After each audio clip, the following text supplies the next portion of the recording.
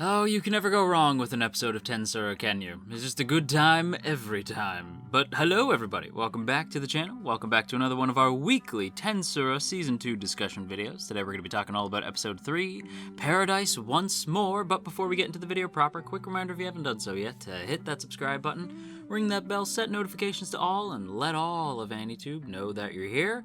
And without further ado, let's go ahead and jump right into this. Yay, we're back in Dwargon. I love this place. I don't know why. I think of the locations in the show, Dwargon would be the one that I'd be most excited to live in, and I feel like that might come down to the fact that for some reason it reminds me of Traverse Town from Kingdom Hearts, and I don't really know why that is. There's just something about it, like I guess like the sort of like it's dark, right? Because it's literally a giant cave, but like it's dark, but like the way it's lit with like the lights from the lamps and everything, and the way that like even though it's dark and sort of like nighttime aesthetic, even like the music they play is sort of similar to Traverse Town. And just the general vibe you get from the people there who are just sort of in a good mood, even though they seem to be sort of wandering around. You know, there's like the different districts where the people are just sort of up all night and kind of hanging out and having a good time. It just gives me Traverse Town vibes, and for that reason, I kind of love it. And obviously, there's many reasons to love Dwargon. You got characters like Gazel live there, Kaido lives there. It's where our squad comes from, all the dwarves come from, and of course, you have the bestest place of all. You have the elf bar, and I'm not actually going to show you any elves. You wanna know why? Because no, you should be watching the episode, dummy. You can't come to me just for some kind of recap. That's not what this is. This is to discuss the greatness that is the episode in question, not to give you a recap. So if you want to see some hot elven girls, you're gonna have to go watch the episode yourself, but I assume that if you're watching this, you already have. So allow me to say, Gobta, like, freaking out was hilarious. I loved that our boys, like, got to go to the elf bar, and that Rimuru actually brought them along, was like, listen, okay, we're gonna go, but you have to promise and swear that you're not gonna say anything to the others, okay? Like, if Shura or Shion ask, we were not here, right? Like, you have to make sure that we were absolutely not here. And when they go, it's just like, I love, again, it's just, I love the bar, I love the kingdom, I love everything about this place. It gives me Traverse Town vibes, but the bar doesn't. The bar gives me, like, I don't even know what kind of vibes. They're just good vibes, because like when you get in there, it's sort of like the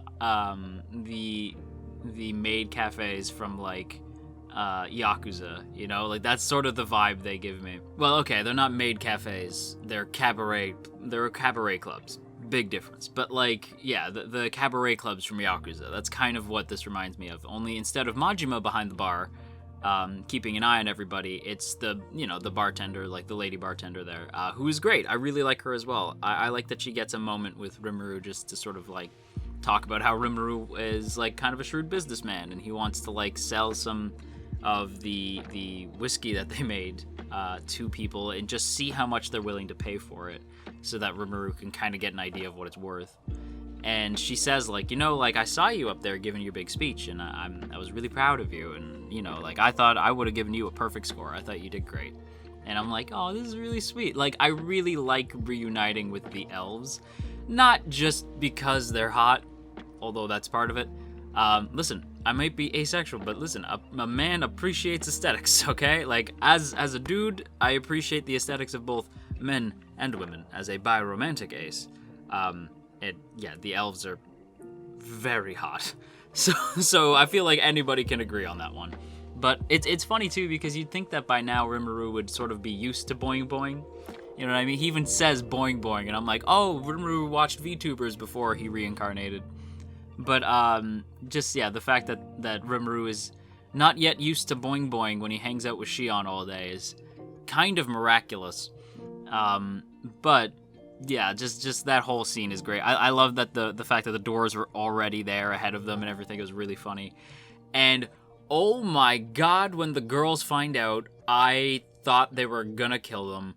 And all of a sudden, King Gazel's words of advice just sort of echo in Rumeru's head, you know, just like too humble, too kind, like too reliant on other people's emotions, like not smart, dude. And yeah, like even though it starts with such joyous, wondrous, like adventure, right? Like we got to keep this to ourselves.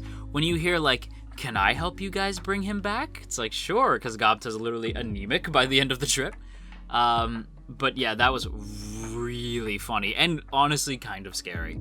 But yeah, the trip through Dwargon and back to the Elf Bar was like legitimately very sweet. Again, I really like this place. If I could live anywhere, I'd visit Tempest because I feel like that would be like awesome to go hang out in Tempest. But I'd probably live in Dwargon. I am JoJo, the zombie, and I am burdened with glorious purpose. And that purpose is to tell you to hit that subscribe button. I'll wait. Thank you. Why would you not want to live in Dwargon when you get to be under the rule of King Gazel? Because this man is pretty awesome. I'm not gonna lie. I forgot how top tier Gazel was as a king and as just a character in general. The relationship he shares with Rimuru, I think, is the most genuine of all like the leaders that Rimuru is like familiar with as of right now, which isn't a lot, but like all the lords and kings that Rimuru knows and like dragons and stuff. It's nice to see him sort of be connected to Gazel in a way that's sort of different to that, right? Where like the others sort of like see him as this sort of enigma, right? Or like Lilium sees him as like a friend, right? Like Gazel sees him as a fellow ruler, but also sort of as this like junior. Like he even calls him a junior and he calls himself a senior in regards to their dynamic. Like, I'm your senior, you are my junior, and I'm going to help you guide your nation into greatness, and together we'll get Tempest up and running. Which is cool because again, he didn't have to do that, right? Like Gazel just sort of sees in Rimuru something, you know, like they are connected because of the events of season 1. And I like the continuous build of that. I would like to see him play a bigger role this season, although I kind of doubt it just because he did a lot last season. I think he's going to be... He's always going to have a role on the table as like the ruler of a kingdom in the show, since the show seems to be going more... The show is slowly becoming Civilization, like the game, but as like an isekai, which is really cool. And I might like it better than the other show that does that. I'm gonna let you figure out what isekai does that, and which isekai I like, that I like this better than. But yeah, I feel like Slime does this sort of like nationwide, like nations plural wide, sort of conquest thing the best. I think the way that Rimuru does it is more interesting to me, where like, yes, he does take things with power, right? But at the same time, he also is like making diplomatic relations and like actually attempting to make a proper kingdom, and like you see the steps that he has to take in order to like make allies, get items that he needs to push the kingdom forward, stuff like that. You actually see the build. And with Gazel, you see him like actually make this friend who he can rely on over time. And I just think that... I also think that the advice he gives him is kind of sound, right? I mentioned earlier how Gazel, like Gazel's words sort of echo at the end of the episode. But it's after Rimuru gives his big speech where Gazel kind of tells him, like, you're a little too soft. You know what I mean? Like the people won't really respect you if you keep saying, I would like to, or I hope to. You need to say you're going to do that. It can't be you want to or you hope to. It has to be you will. Like, you're a king. You're not some guy. And I think that that's really important. And I think, again, that Gazel's been a king for so long that he's sort of used to this. So having to teach somebody is sort of new and different for him. But at the same time, it's not like he's not getting stuff out of the dynamic with Rimuru, right? Like, obviously he gets whiskey and he gets to see the dwarf characters like continue to work and grow outside of Dwargon, and like actually not have to like languish in obscurity in Dwargon. You know, like he actually gets to see them help Rimuru build this kingdom and stuff like that. There's reasons why Gazel would want to help Rimuru, and I just think it's nice that they really hammer that home this week, because yeah, it's just their whole dynamic is really genuine and sweet. And I do think Gazel is right that Rimuru needs to kind of stop being so sweet. Like, I like sweet Rimuru, you know, like that's the Rimuru that I know, but if he's going to continue to be a king, eventually it's not like I hope to and I would like to, just is not going to cut it. It's going to have to be I will, you know what I mean?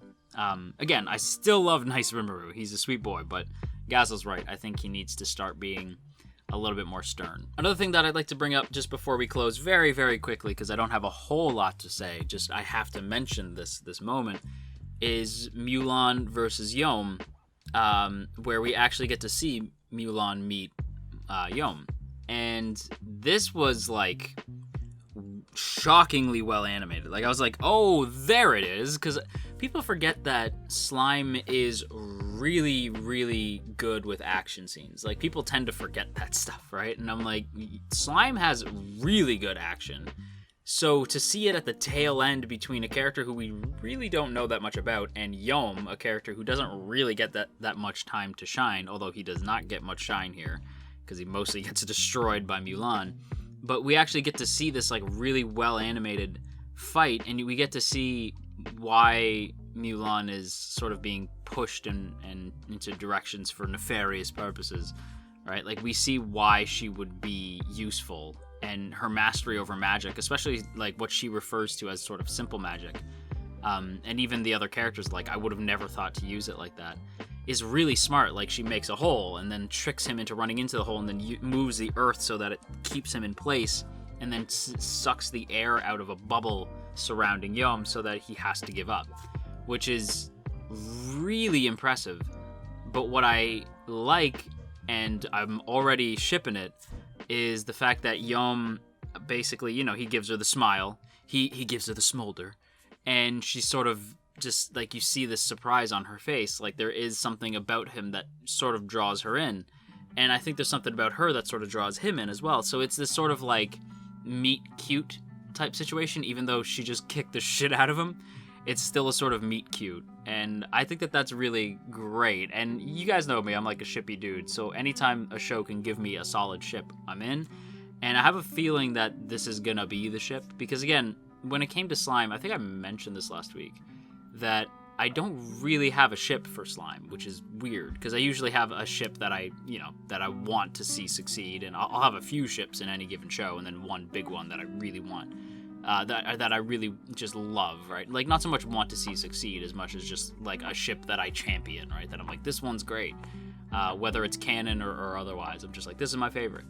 And I don't really have that for Slime, so it'd be nice to actually have a ship, you know, like to have like the full gambit of emotions from Slime. It's going to be really interesting, and I think that Yom and Mulan, which again, that name is ridiculous. Mulan. It's not Mulan. Mulan is very interesting. Mulan's design is fantastic too, but I've kind of rambled on long enough, so I'm going to end the video here. But yeah, that fight was dope. This episode was dope, and I'm looking forward to more. With that said, everybody, that is going to wrap up today's video here, so I hope you guys enjoyed. If you did, don't forget to boop that up snoot, share if you care, leave a comment down below, and of course, make sure that you hit that subscribe button, ring that bell, set notifications to all, and let all of AniTube know that you're here. And of course, before we go, as always, I want to give a big thank you to the good folks in the T Squadron. Look at these beautiful people. Look at all these beautiful names, and hey, if you would like to join these beautiful people, there are two ways to do so. The first is by hitting that join button right beside the sub button to get a badge next to your name, some emotes to spam in the comments, and of course your name scrolling past the screen here. Or you could check out that Patreon link in the description. Either way, it is super appreciated. So once again, a big thank you to the good folks in the T Squadron, and that is it from me, everybody. So until next time, you stay classy, AniTube, and you wash your dang hands.